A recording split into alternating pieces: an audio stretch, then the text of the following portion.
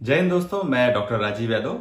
मैं एक शिशु रोग विशेषज्ञ हूं और आज मैं आपसे बच्चों की डेवलपमेंटल माइलस्टोन मतलब बच्चों की एज के साथ उनके स्वभाव में, उनके व्यवहार में, उनके चलने फिरने की प्रक्रिया में क्या क्या चेंजेस आते हैं और एक बच्चे के विकास को हम किस दर से माप सकते हैं। तो आज मैं इसके बारे में आपको कुछ बताऊंगा। तो लीजिए शुरू करते हैं वीडियो।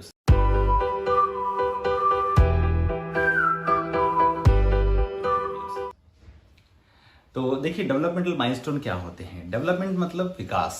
विकास का मतलब ये होता है मैच्योरेशन ऑफ फंक्शन। ठीक है, मतलब जो बच्चे में जो भगवान ने जो ब्रेन बनाया है और शरीर बनाया है, उसका विकास किस किस तरह से, किन किन पड़ाव पर किस तरह से होना चाहिए।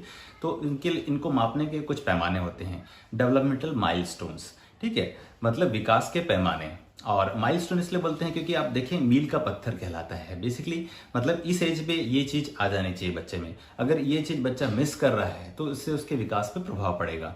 ठीक है, तो इसलिए इसके एक जो हमारी जो पीडियाट्रिक गाइडलाइंस हैं उनमें कुछ माइलस्टोन दिए हुए हैं, जिनको आज मैं आपके सामने सरल भाषा में स्पष्ट करूंगा। इसको हम 4 भागों में डिवाइड करते हैं। ग्रॉस मोटर मतलब बच्चे के जो जो चलने की प्रक्रिया होती है, गर्दन संभालने की प्रक्रिया, ठीक है, बैठने की प्रक्रिया, वो।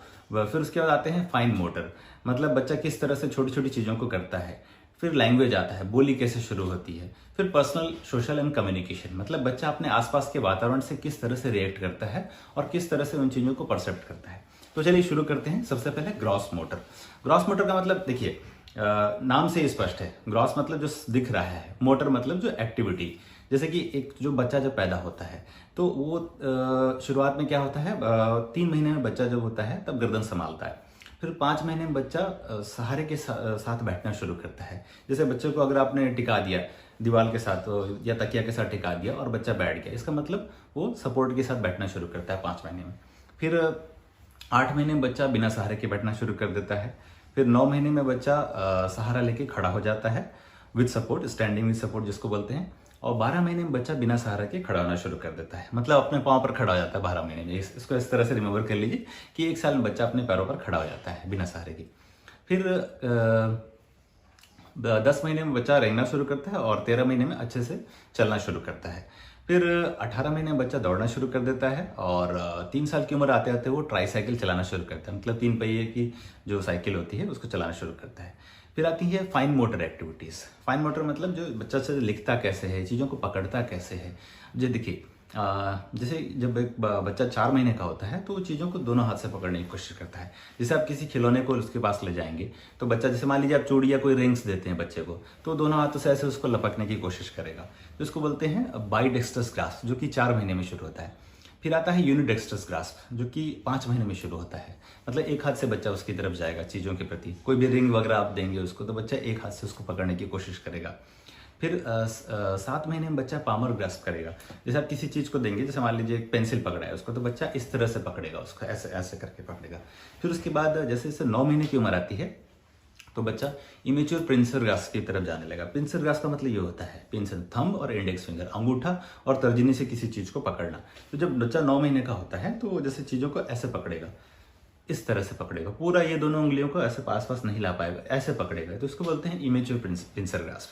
फिर जैसे जैसे बच्चा 12 महीने की उम्र तक आता है तो मैच्योर पिंसर ग्रास्प पे आ जाता है, मतलब थंब और इंडेक्स फिंगर बराबर दूरी पे आ जाते हैं। ठीक है, ये इमेच्योर पिंसर ग्रास्प, ये मैच्योर पिंसर ग्रास्प। ठीक, तो इस तरह से डेवलपमेंट होता है फाइन मोटर एक्टिविटीज का। लैंग्वेज डेवलपमेंट, ठीक है, भाषा का। जब 1 महीने का होता है तो कुछ आवाज होती है तो उस पर गर्दन घुमाता है, turns the head to hear the sound. ठीक है, 1 मंथ की उम्र पर, 1 महीने की उम्र पर।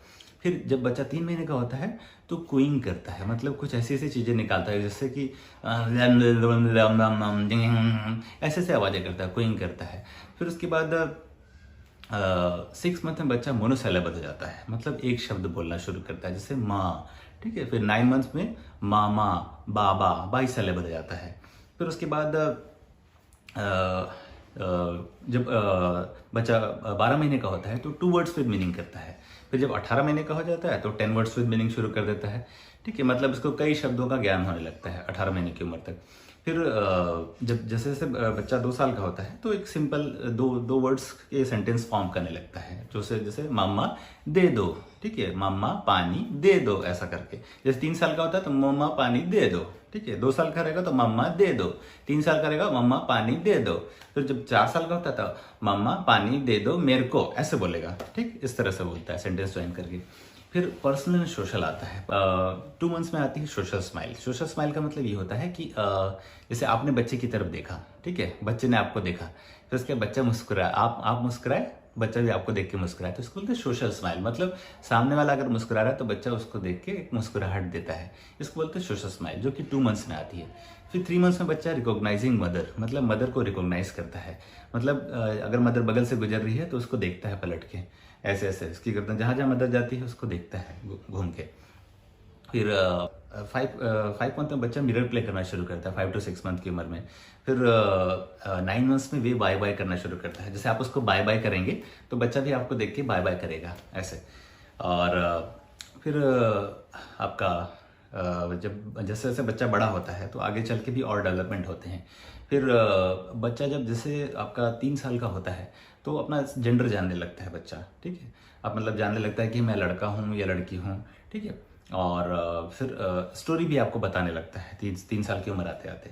तो देखिए, सबसे पहली चीज़ है कि हमको ध्यान में रखना है कि जो माइलस्टोन है इनका बच्चे के विकास से क्या रिलेशन है। इनका विकास में बहुत बड़ा योगदान है। मान लीजिए अगर कोई बच्चा अपने इन माइलस्टोन के मुताबिक नहीं बढ़ रहा है तो मदर को, फादर को थोड़ा वरीड हो जाना चाहिए कि सच में, मतलब आप दूसरों की बातों पर विश्वास मत कीजिए। लोग आपको गाइड करेंगे कि नहीं नहीं इसका पापा भी ऐसे था, पापा भी लेट से बोला था, या इसकी माँ लेट से बोली थी, या कई बच्चे ऐसे होते हैं जो कि मतलब थोड़ा लेट ही डेवलप करते हैं, तो टेंशन मत लीजिए। नहीं, आपको बिल्कुल इन चीज़ों का ध्यान रखना है कि अगर कोई बच्चा, ठीक है, इन माइलस्टोन से हट रहा है, इनको पीछे छोड़ जा रहा है, जैसे कि मान लीजिए 6 मंथ में एक बच्चे की बैबलिंग आ जानी चाहिए, बैबलिंग अगर नहीं आई है तो एक वरी का इश्यू है। और अगर 16 महीने की उम्र आते आते बच्चा कोई भी सिंपल सेंटेंस नहीं कोई भी एक वर्ड प्रोड्यूस नहीं कर पा रहा है, सिंगल वर्ड प्रोड्यूस नहीं कर पा रहा है, तो भी एक रेड फ्लैग है।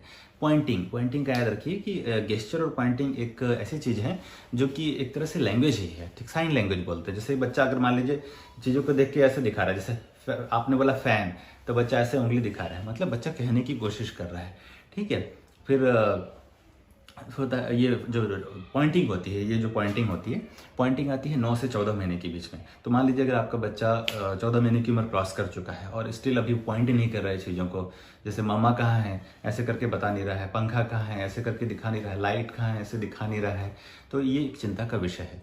तो और साथ में एक और चीज़ जानिए, ज्वाइंट अटेंशन। स्पीच के लिए ज्वाइंट अटेंशन का भी डेवलप होना बहुत ज़रूरी है, ठीक है। जैसे कि मान लीजिए बगल से कोई एरोप्लेन जा रहा है, ठीक है, या पंखा चल रहा है, मामा ने ऐसे बोला कि पंखा ऐसे करके, तो बच्चे ने भी उसकी तरफ देखा, फिर दोनों एक दूसरे को देख के हंसे, ठीक है। तो इसका मतलब होता है ज्वाइंट अटेंशन। मतलब एक चीज है जिसकी तरफ ध्यान का आकर्षण किया गया है, बच्चे ने उसकी तरफ देखा, ठीक है, और फिर आपकी तरफ देख के मुस्काया, इट मीन्स ज्वाइंट अटेंशन। 14 से 18 महीने की उम्र में ये डेवलप हो जाना चाहिए। अगर कोई बच्चा 18 महीने से ऊपर की उम्र का हो गया है और उसमें ये ज्वाइंट अटेंशन डेवलप नहीं हुआ है तो ये चिंता का विषय है। तो बच्चे की किसी नियरेस्ट पीडियाट्रिशियन से या डेवलपमेंटल पीडियाट्रिशियन या स्पीच एंड लैंग्वेज पैथोलॉजिस्ट से तुरंत जांच कराइए, ठीक। अब देखिए ये माइलस्टोन बच्चा क्यों हिट नहीं कर पाता है, ठीक है, इसके कई कारण होते हैं।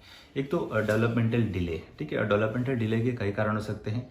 या तो ऑटिज्म ले लीजिए, या नॉर्मल स्पीच डिले ले लीजिए, या फिर कोई अन्य बीमारी जो बच्चे को असर कर रही है। जैसे कि जब बच्चा पेट में रहता है और मदर काफ़ी स्ट्रेस में हो, तो ऐसी अवस्था में ऑटिज्म होने की संभावना थोड़ी हो जाती है। या अगर गर्भावस्था में मदर को टॉर्च इन्फेक्शन है तो भी ऑटिज्म की संभावना होती है। मेरा वीडियो सुन के आपको काफ़ी जानकारियाँ मिली होंगी, और इन चीज़ों को अगर आप ध्यान में रखें तो आप घर पे ही बच्चे का मॉनिटरिंग कर सकते हैं, ठीक है। तो मेरे वीडियो को सुनने के लिए धन्यवाद, और मेरे इस वीडियो को प्लीज़ लाइक करें, शेयर करें, सब्सक्राइब करें। जय हिंद, थैंक यू।